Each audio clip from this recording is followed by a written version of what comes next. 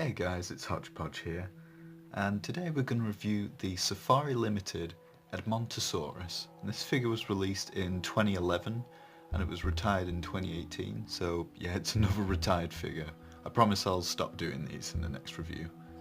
And the name Edmontosaurus means lizard from Edmonton, Canada, which is where its fossils were discovered.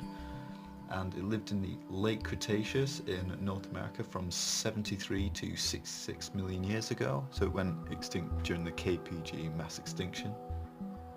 And they've been found in both the Hell Creek Formation and also, I can't remember the name of the formation in Canada, but it lived alongside both Tyrannosaurus and Albertosaurus, so that should let you know where it's been. And this was a Saurolophene hadrosaur dinosaur, which meant it was a duck-billed herbivore, and these guys could get really big. Some could reach lengths between 12 and 15 meters. So yeah, let's get into this figure. Now the first thing that stood out to me was the coloration. It's this very bright and vibrant orangey brown kind of colour, with these light brown splotches on the flanks here, and then the underside is this bright yellow. It's just very striking, and as you can see going down the back we've got this black strip, very similar to the one we see in the documentary When Dinosaurs Roamed America, which is a fantastic dinosaur documentary in my opinion. And the patterning is very nice on this figure. See the light brown splotches here. They're kind of hard to make out on the camera. Hopefully it focuses.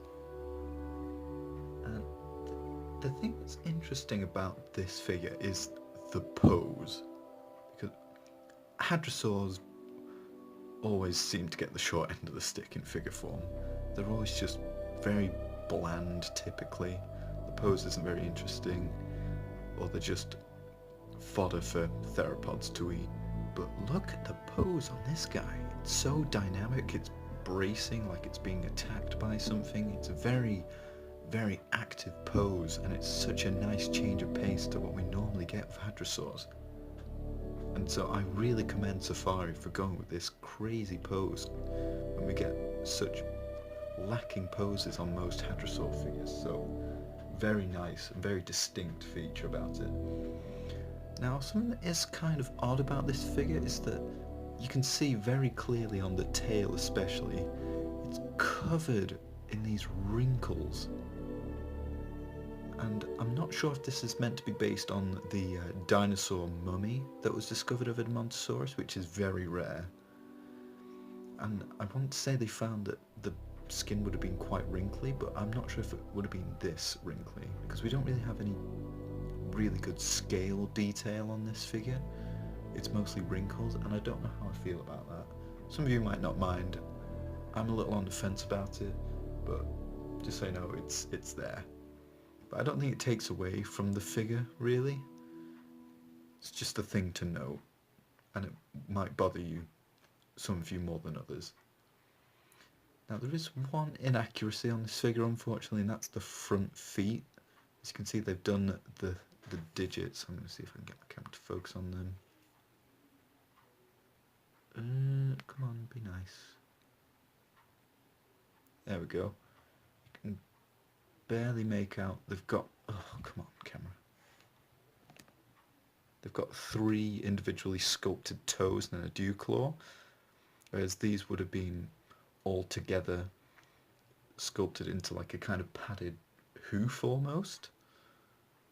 The back feet though are fine, although there is some tiny paint chipping on the claws on the back toes of mine.